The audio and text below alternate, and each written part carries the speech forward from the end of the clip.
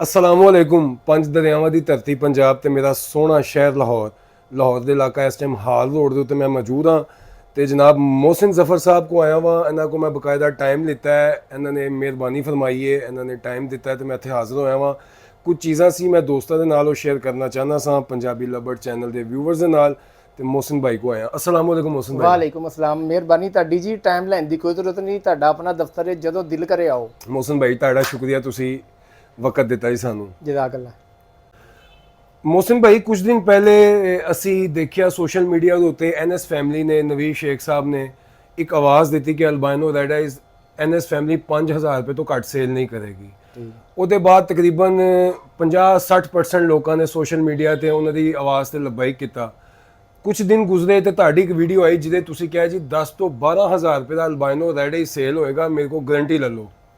ਤੇ ਜਨਾਬ ਮੈਨੂੰ ਇਹ ਦੱਸੋ ਤੇ ਸਾਡੇ ਵਿਊਵਰਸ ਨੂੰ ਇਹ ਦੱਸੋ ਕਿ ਇੱਕਦਮ ਤੋਂ 1500 ਬ੍ਰੋਕਰ ਲੈ ਰਹੇ ਜਾਂ 1800 ਦਾ ਲੈ ਰਹੇ ਅਸੀਂ ਅਲਬਾਈਨੋ ਰੈਡ ਆਈਜ਼, ਇੱਕਦਮ ਕਿਹੜੀ ਹਵਾ ਚੱਲੀ ਕਿ 5000 ਦੀ, 10000 ਦੀ, 12000 ਦੀ ਆਵਾਜ਼ ਆਉਣ ਲੱਗ ਗਈ? ਇਹ ਤੇ ਪਹਿਲੇ ਤੇ ਮੈਂ NS ਫੈਮਿਲੀ ਨੂੰ ਮੁਬਾਰਕਬਾਦ ਦਾਂਗਾ ਜਿਹੜਾ ਉਹਨਾਂ ਨੇ ਉਹ ਸਟੈਪ ਚੁੱਕੇ ਹੈ। ਤੇ ਇਹ ਉਹ ਚੀਜ਼ਾਂ ਨੇ ਜਿਹੜੀ ਪੋਜ਼ਿਟਿਵ ਵਾਈਬਸ ਲੈ ਕੇ ਆਉਂਦੀਆਂ ਨੇ ਮਾਸ਼ਰੇ ਦੇ ਅੰਦਰ ਜਾਂ ਇਸ ਫਰਟੈਨਿਟੀ ਦੇ ਅੰਦਰ।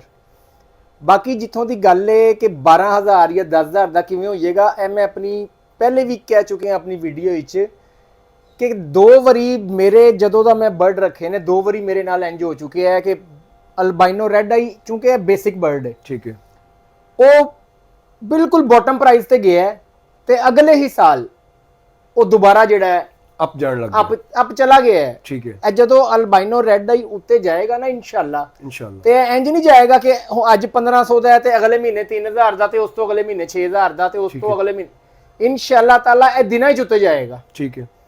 ਜਿੰਨੀ ਸਾਡੇ ਕੋਲ ਬਰੀਡ ਸੀ ਤੇ ਜਿੰਨਾ ਸਾਡੇ ਕੋਲ ਐਕਸੈਸਿਵ ਹੈਗਾ ਸੀ ਉਹ ਬਾਹਰ ਚਲਾ ਗਿਆ ਹੈ। ਠੀਕ ਹੈ। ਇਹ ਜਿਹੜੇ ਕਹਿੰਦੇ ਨੇ ਨਾ ਐਕਸਪੋਰਟ ਬੰਦੇ, ਪਾਕਿਸਤਾਨ ਦੀ ਤਾਰੀਖ ਵਿੱਚ ਕੋਈ ਇੱਕ ਦਿਨ ਵੀ ਐਸਾ ਨਹੀਂ ਆਇਆ ਕਿ ਪਰਿੰਦੇ ਦੀ ਐਕਸਪੋਰਟ ਬੰਦ ਹੋਵੇ ਸਿਵਾਏ ਕਰੋਨਾ ਦੇ ਦਿਨਾਂ ਤੋਂ। ਠੀਕ ਹੈ। ਤੇ ਐਕਸਪੋਰਟਰ ਜਿਹੜਾ ਹੈ ਉਹ ਉਸ ਰੇਟ ਤੇ ਮਾਲ ਲੈਂਦਾ ਹੈ ਕਿ ਜਿਸ ਰੇਟ ਤੇ ਮੈਂ ਕਹਿੰਨਾ ਕਿ ਨਹੀਂ ਮੈਂ ਐਕਸਪੋਰਟਰ ਨੂੰ ਨਹੀਂ ਦੇਣਾ, ਮੈਂ ਆਪਣੇ ਘਰੋਂ ਵੇਚ ਲਾਂਗਾ। ਠੀਕ ਹੈ। ਤੇ ਜਦੋਂ ਐਕਸੈਸ ਹੋ ਗਿਆ ਸਾਡੇ ਲੋਕਾਂ ਦੀ ਗਲਤੀ ਦੀ ਵਜ੍ਹਾ ਤੋਂ, ਸੀਨੀਅਰ ਬਰੀਡਰ ਦੀ ਗਲਤੀ ਦੀ ਵਜ੍ਹਾ ਤੋਂ, ਜਿਹੜਾ ਪਿਛਲੇ ਕਈ ਸਾਲਾਂ ਤੋਂ ਲੋਕਾਂ ਨੂੰ ਸਿਖਾ ਰਹੇ ਸਨ ਕਿ ਇਹ ਪੇਅਰਿੰਗ ਕਰੋ ਇਹ ਨਿਕਲੇਗਾ, ਇੱਕ ਅਵੇਅਰਨੈਸ ਵੀ ਦੇ ਰਹੇ ਸਨ, ਉਹਦੀ ਵਜ੍ਹਾ ਤੋਂ ਨਵਾਂ ਫੈਂਸੀਅਰ ਜਨਰੇਟ ਹੋ ਰਿਹਾ ਸੀ। ਠੀਕ ਹੈ। ਅਸੀਂ ਲੋਕਾਂ ਨੇ ਆਪਣੀ ਉਹ ਰਵਿਸ਼ ਛੱਡ ਦਿੱਤੀ।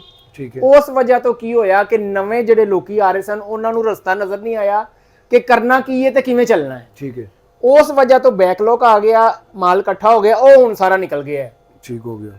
ਤੇ ਇਨਸ਼ਾਅੱਲਾ ਵਿਦਿਨ 6 ਮੰਥਸ ਇਹ ਤੁਸੀਂ ਵੇਖਣਾ ਇਹਦਾ ਰੇਟ 10 ਤੋਂ 12000 ਤੇ ਜਾਏਗਾ 2025 ਦੇ ਮਾਰਚ ਅਪ੍ਰੈਲ ਦੇ ਵਿੱਚ ਇਨਸ਼ਾਅੱਲਾ ਤਾਲਾ, ਈਦ ਉਲ ਫਿਤਰ ਤੋਂ ਬਾਅਦ ਇਨਸ਼ਾਅੱਲਾ ਤਾਲਾ। ਇਨਸ਼ਾਅੱਲਾ ਤਾਲਾ ਜੀ। ਅੱਛਾ ਮੋਹਸਿਨ ਭਾਈ ਇੱਕ ਚੀਜ਼ ਹੋਰ ਸਾਨੂੰ ਦੱਸੋ, ਸੋਸ਼ਲ ਮੀਡੀਆ ਦਾ ਦੌਰ ਹੈ, ਤੁਹਾਡੀ ਅਕਸਰ ਅਸੀਂ ਵੀਡੀਓਜ਼ ਦੇਖਦੇ ਰਹਿੰਦੇ ਹਾਂ, ਸਿੱਖਦੇ ਰਹਿੰਦੇ ਹਾਂ। ਸੀਨੀਅਰ ਬਰੀਡਰ ਕੋਲ ਆਉਣ ਦਾ ਮਕਸਦ ਇਹ ਹੁੰਦਾ ਹੈ ਕਿ ਇਨਸਾਨ ਸਿੱਖਦਾ ਰਹਿੰਦਾ ਹੈ, ਠੀਕ ਹੈ ਜੀ, ਤੇ ਸਾਨੂੰ ਬੜਾ ਕੁਝ ਸਿੱਖਣ ਨੂੰ ਮਿਲਦਾ ਹੈ ਵੀਡੀਓਜ਼ ਦੇ ਵਿੱਚ। ਮੋਹਸਿਨ ਭਾਈ ਇੱਕ ਤੁਸੀਂ ਵੀਡੀਓ ਦੇ ਵਿੱਚ ਗੱਲ ਕਹੀ ਸੀ ਕਿ ਅਸੀਂ ਸੀਨੀਅਰ ਬਰੀਡਰ ਨੇ ਅਲਬਾਈਨੋ ਰੈਡ ਆਈਜ਼ ਬਰੀਡ ਕਰਾ ਕੇ ਗਲਤੀ ਕੀਤੀ। ਬਿਲਕੁਲ ਕੀਤੀ ਹੈ, ਗਲਤੀ ਕੀਤੀ, ਉਹ ਵਕਤ ਤੇ ਗੁਜ਼ਰ ਗਿਆ ਜੀ।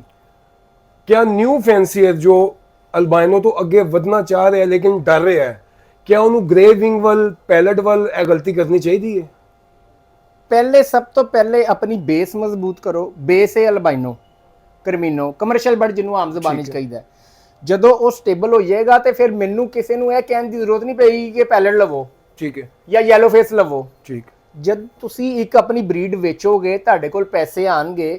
ਤੇ ਇਹ ਸਿਰਫ ਲੱਭੜ ਦੀ ਮੈਂ ਗੱਲ ਨਹੀਂ ਕਰ ਰਿਹਾ, ਇਹ ਪਿਛਲੇ 1-2 ਸਾਲ ਵਿੱਚ, 3 ਸਾਲ ਵਿੱਚ ਹੋਇਆ ਇੰਜੇ ਕਿ ਉਹ ਅੱਲਾਹ ਤਾਲਾ ਨੇ ਆਪਣਾ ਆਪ ਵੀ ਵਿਖਾਣਾ ਸੀ ਨਾ, ਆਪਣੇ ਆਪ ਨੂੰ ਯਾਦ ਵੀ ਕਰਵਾਉਣਾ ਸੀ। ਸਾਡੇ ਧੋਣਾ ਵਿੱਚ ਨਾ ਸਰੀਏ ਆ ਗਏ, ਲੱਖਾਂ ਕਰੋੜਾਂ ਦੀ ਸੇਲ ਹੋ ਰਹੀ ਹੈ, ਅਸੀਂ ਬੰਦੇ ਨੂੰ ਬੰਦਾ ਸਮਝਣਾ ਛੱਡ ਦਿੱਤਾ।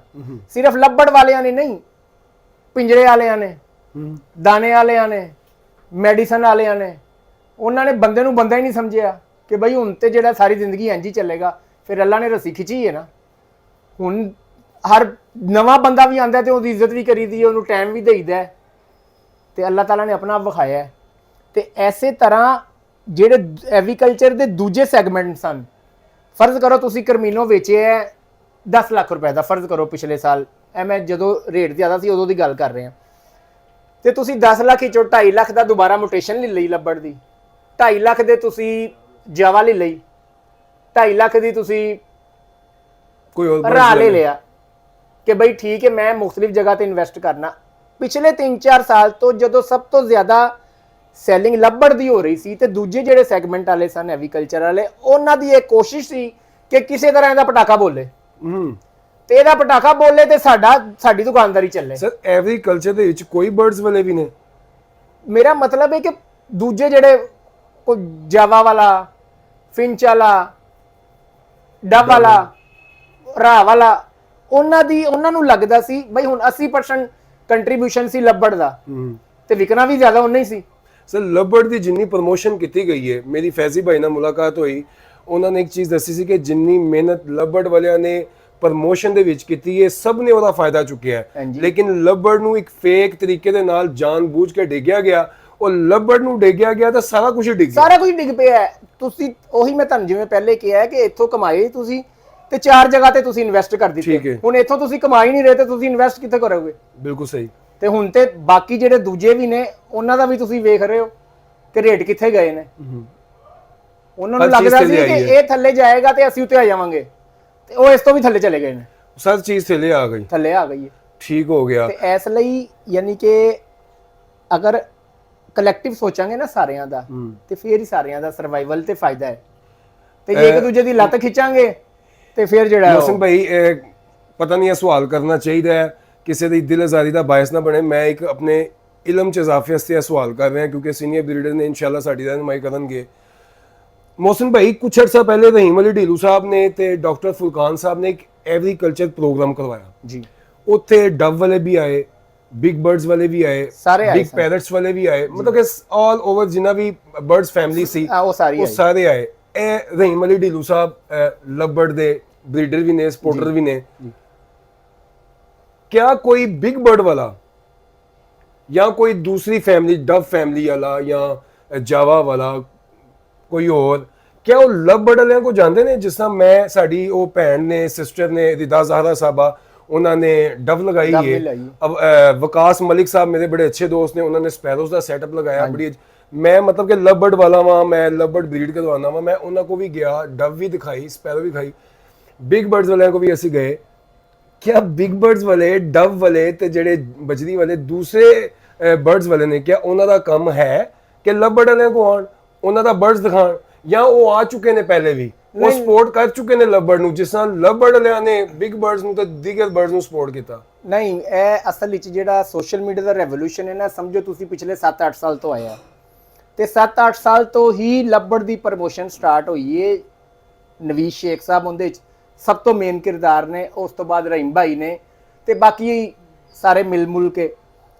ਲੇਕਿਨ ਉਸ ਤੋਂ ਪਹਿਲੇ ਜਿਹੜੇ ਬਜਰੀਗਰ ਹੋ ਗਿਆ, ਰਾ ਪੈਰਟ ਹੋ ਗਿਆ, ਜਾਂ ਡਵ ਹੋ ਗਈ, ਫਿੰਚ ਹੋ ਗਈ, ਉਹਨਾਂ ਦਾ ਇੰਨਾ ਆਪਸ ਵਿੱਚ ਹੁੰਦਾ ਸੀ ਪਿਆਰ ਮੁਹੱਬਤ ਨਹੀਂ, ਆਕੜਾ, ਉਹ ਛਤਰੀ ਦਾ ਆਕੜਾ ਨਹੀਂ ਕਹਿੰਦੇ, ਅੱਛਾ, ਕਿ ਬਜਰੀ ਵਾਲੇ ਨੇ ਰਾਹ ਪੈਰਟ ਵਾਲੇ ਦੇ ਪੋਸਟ ਦੇ ਥੱਲੇ ਕਮੈਂਟ ਨਹੀਂ ਕਰਨਾ, ਠੀਕ ਹੈ, ਰਾਹ ਵਾਲੇ ਨੇ ਫਿੰਚ ਦੇ ਥੱਲੇ ਕਮੈਂਟ ਨਹੀਂ ਕਰਨਾ, ਠੀਕ ਹੈ। ਇਹ ਚੀਜ਼ਾਂ ਆਪਣੀ ਆਪਣੀ ਜ਼ਿੰਦਗੀ ਵੇਖੀਆਂ ਨੇ। ਉਹ ਚੀਜ਼ਾਂ ਨਾ ਦੁਹਰਾ ਕੇ ਅਸੀਂ ਲੱਭੜ ਦੀ ਪ੍ਰਮੋਸ਼ਨ ਦਾ ਇੱਕ ਜ਼ਿੰਮਾ ਚੁੱਕਿਆ ਕਿ ਉਹ ਚੀਜ਼ਾਂ ਨਹੀਂ ਕਰਨੀਆਂ ਜਿਹੜੀਆਂ ਪਹਿਲੇ ਹੁੰਦੀਆਂ ਰਹੀਆਂ ਸਨ। ਬਿਲਕੁਲ ਸਹੀ। ਇਸ ਵਜ੍ਹਾ ਤੋਂ ਤੁਹਾਨੂੰ ਨਜ਼ਰ ਆਏਗਾ ਕਿ ਲੱਭੜ ਵਾਲੇ ਜ਼ਿਆਦਾ ਸਭ ਕੁਝ ਜਾਣਦੇ ਨੇ। ਸਰ ਲੱਭੜ ਵਾਲੇ ਸਿਰਫ ਐਗਰੀਕਲਚਰ ਨੂੰ ਪ੍ਰਮੋਟ ਕਰ ਰਹੇ ਨੇ? ਮੇਰੇ ਖਿਆਲ ਨਾਲ ਹੋ ਸਕਦਾ ਮੇਰੇ ਇਲਮ ਚ ਨਾ ਹੋਏ। ਜਿਵੇਂ ਮੈਂ ਤੁਹਾਨੂੰ ਪਹਿਲੇ ਕਿਹਾ, ਮੈਂ ਨਹੀਂ ਦੇਖਿਆ ਕੋਈ ਬਿਗ ਬਰਡਸ ਵਾਲਾ, ਰਾਹ ਵਾਲਾ ਕਿਸੇ ਲੱਭੜ ਵਾਲੇ ਕੋ ਜਾ ਕੇ ਲੱਭੜ ਦਿਖਾਉਂਦਾ ਹੋਇਆ। ਮੈਂ ਤੁਹਾਨੂੰ ਪਹਿਲੇ ਕਿਹਾ 80% ਬਰੀਡ ਹੋ ਰਿਹਾ ਲੱਭੜ, 100 ਫੈਂਸੀਅਰ ਨੇ ਤੇ 80 ਬੰਦਿਆਂ ਨੇ ਲੱਭੜ ਲਾਇਆ ਹੈ, ਠੀਕ ਹੈ। ਤੇ ਇਹਦਾ ਮਤਲਬ ਹੈ ਉਸੇ ਹਿਸਾਬ ਨਾਲ ਪ੍ਰਮੋਸ਼ਨ ਕਰਨ ਵਾਲੇ ਵੀ ਤੁਹਾਨੂੰ ਲੱਭੜ ਦੇ ਜ਼ਿਆਦਾ ਨਜ਼ਰ ਆਣਗੇ। ਬਈ ਹੁਣ ਬਾਕੀ ਜਿਹੜੇ ਡਵ ਵਾਲੇ ਫਰਜ਼ ਕਰੋ 5% ਨੇ ਜਾਂ 10% ਨੇ, ਉਹ ਤੁਹਾਨੂੰ ਨਜ਼ਰ, ਅਗਰ ਫਰਜ਼ ਕਰੋ ਕੋਈ ਇੱਕਾ ਦੁੱਕਾ ਹੈਗੇ ਨੇ, ਉਹ ਨਜ਼ਰ ਨਹੀਂ ਆਉਂਦੇ। ਤੇ ਇਹ ਵਜ੍ਹਾ, ਉਹ ਜਿਹੜਾ ਪੁਰਾਣਾ ਕਲਚਰ ਹੈ ਨਾ, ਉਹਨੂੰ ਹੀ ਨਿਗੇਟ ਕਰਨ ਲਈ ਅਸੀਂ ਲੋਕਾਂ ਨੇ ਫੈਸਲਾ ਕੀਤਾ ਸੀ ਕਿ ਬਈ ਅਸੀਂ ਸਭ ਨੂੰ ਵੈਲਕਮ ਕਰਨਾ। ਜਨਾਬ ਰਹੀਮ ਭਾਈ ਨੇ ਬੜੀ ਅੱਛੀ ਕੋਸ਼ਿਸ਼ ਕੀਤੀ, ਬੜੀ ਬਿਹਤਰੀਨ ਐਫਰਟ, ਅਸੀਂ ਐਗਰੀ ਹਾਂ, ਲੇਕਿਨ ਉਹਦਾ ਰਿਸਪੌਂਸ ਲੱਭੜ ਵਾਲਿਆਂ ਨੂੰ ਕੀ ਮਿਲਿਆ?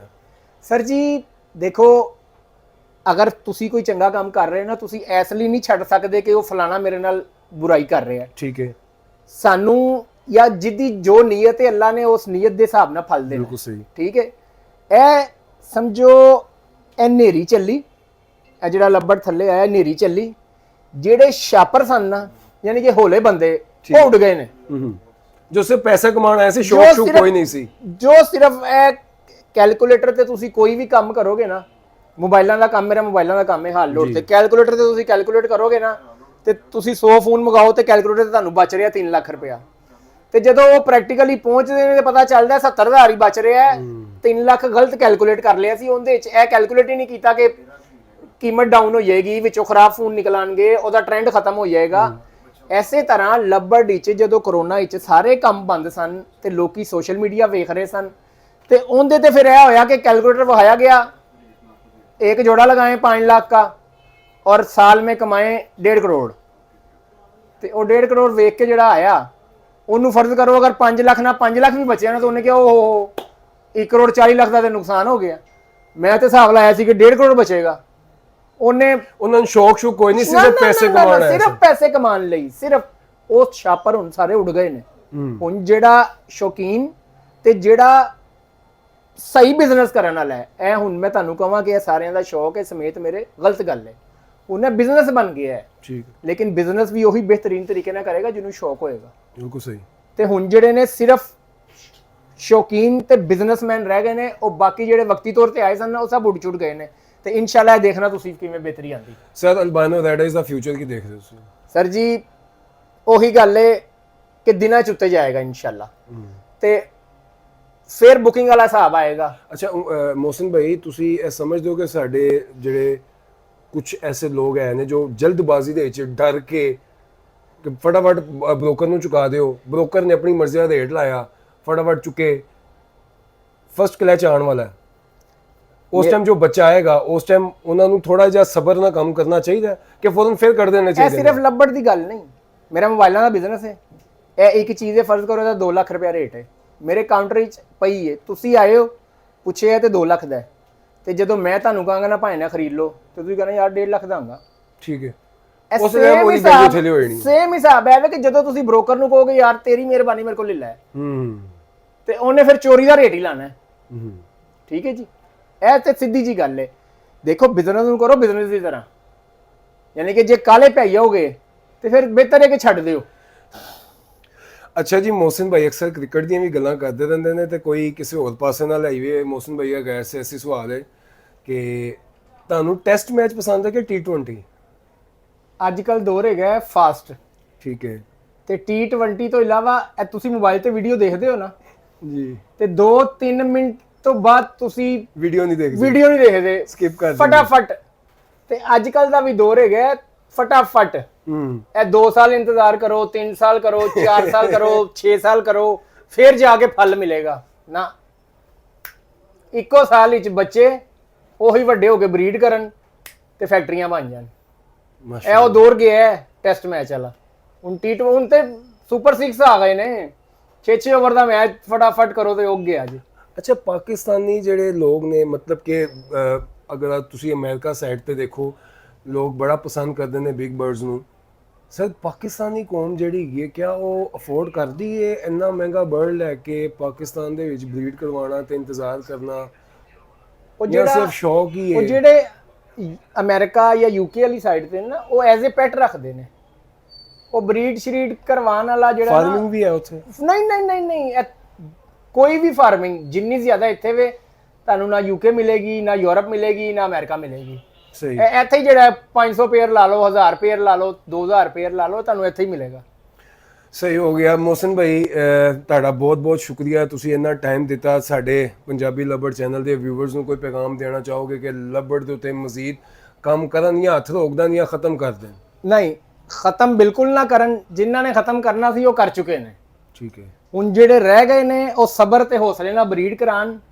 इंशाअल्लाह ताला अच्छा वक्त दूर नहीं है, इंशाअल्लाह हर मुश्किल के बाद आसानी है, तो अल्लाह ताला ने भी किया है। ठीक है, इंशाअल्लाह ताला अब समझ लो कि कर्व डाउन हो गया है, उन्होंने उत्ते नहीं जाना है इंशाअल्लाह ताला। ते हौसले नाल बरीड करान ते नेक नीयती नाल अल्लाह दे उत्ते तवक्कल रख के बरीड कराओ, ਰਿਜ਼ਕ ਅੱਲਾ ਨੇ ਦੇਣਾ ਹੈ ਤੇ ਫਲ ਵੀ ਅੱਲਾ ਨੇ ਦੇਣਾ ਹੈ। ਦੁਨੀਆ 'ਚ ਕੋਈ ਬੰਦਾ ਹੋਰ ਕੁਝ ਤੁਹਾਨੂੰ ਦੇ ਹੀ ਨਹੀਂ ਸਕਦਾ ਤੇ ਤੁਹਾਡੀ ਨੀਅਤ ਦਾ ਤੁਹਾਨੂੰ ਮਿਲਣਾ ਹੈ। ਨੀਅਤ ਤੁਹਾਡੀ ਸਾਫ਼ ਹੈ ਤੇ ਅੱਲਾ ਪਾਕ ਜਿਹੜਾ ਉਹ ਤੁਹਾਨੂੰ ਭਾਗ ਲਾਏਗਾ ਹੀ ਲਾਏਗਾ। ਜਨਾਬ ਉਹ ਇੱਕ ਦੋ ਸਵਾਲ ਰਹਿ ਗਏ ਨੇ, ਮੈਂ ਕਹਿੰਦਾ ਸ਼ਾਰਟ ਕਰਕੇ ਪੁੱਛ ਲਈਏ ਜਨਾਬ, LSP ਦਾ ਸ਼ੋਅ ਕਦੋਂ ਆ ਰਿਹਾ ਜੀ?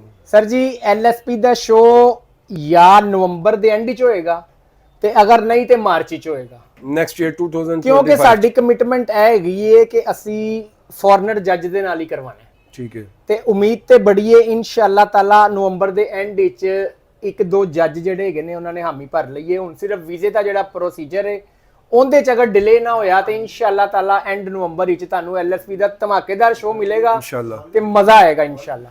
ਠੀਕ ਹੋ ਗਿਆ ਜੀ। ਅਗਰ ਕੋਈ ਸਵਾਲ ਰਹਿ ਗਿਆ ਹੋਏ ਤੁਹਾਡੇ ਜ਼ਿਹਨ 'ਚ ਹੋਏ ਤੇ ਬਰਾਏ ਮਿਹਰਬਾਨੀ ਮੈਨੂੰ ਇਨਬਾਕਸ ਕਰ ਦੇਣਾ। ਠੀਕ ਹੈ ਜੀ। ਤੇ ਇਖਤਲਾਫ ਕਰਨਾ ਹਰ ਕਿਸੇ ਦਾ ਹੱਕ ਹੈ, ਇਖਤਲਾਫ ਕਰਨਾ ਚਾਹੀਦਾ, ਲੇਕਿਨ ਆਪਣੇ ਵਾਲਿदैन ਦੀ ਤਰਬੀਅਤ ਵੀ ਇਨਸਾਨ ਨੂੰ ਦਿਖਾਣੀ ਚਾਹੀਦੀ ਹੈ ਕਿ ਸਾਡੇ ਵਾਲਿदैन ਨੇ ਸਾਡੀ ਤਰਬੀਅਤ ਕੈਸੀ ਕੀਤੀ ਹੈ। ਤੇ ਇਨਬਾਕਸ ਕਰ ਸਕਦੇ ਹੋ ਤੁਸੀਂ। ਅਗਰ ਕੋਈ ਸਵਾਲ ਰਹਿ ਗਿਆ ਤੇ ਮੋਹਸਿਨ ਭਾਈ ਨਾਲ ਇਨਸ਼ਾਅੱਲਾ ਅਸੀਂ ਦੁਬਾਰਾ ਫੇਰ ਬੈਠਕ ਕਰ ਲਾਂਗੇ। ਅਗਰ ਕੋਈ ਸਵਾਲ ਰਹਿ ਗਿਆ ਤੇ ਮੋਹਸਿਨ ਭਾਈ ਤੁਹਾਡਾ ਬਹੁਤ ਸ਼ੁਕਰੀਆ ਜਨਾਬ, ਤੁਸੀਂ ਇੰਨਾ ਟਾਈਮ ਦਿੱਤਾ। ਤੇ ਜਨਾਬ ਲਵਬਰਡ ਜ਼ਿੰਦਾਬਾਦ, ਅਸਲੀ ਵਾਲੇ ਲਵਬਰਡ ਵਾਲੇ ਜ਼ਿੰਦਾਬਾਦ। अस्सलाम वालेकुम। वालेकुम सलाम। जज़ाकल्लाह जी, बहुत शुक्रिया, बहुत शुक्रिया।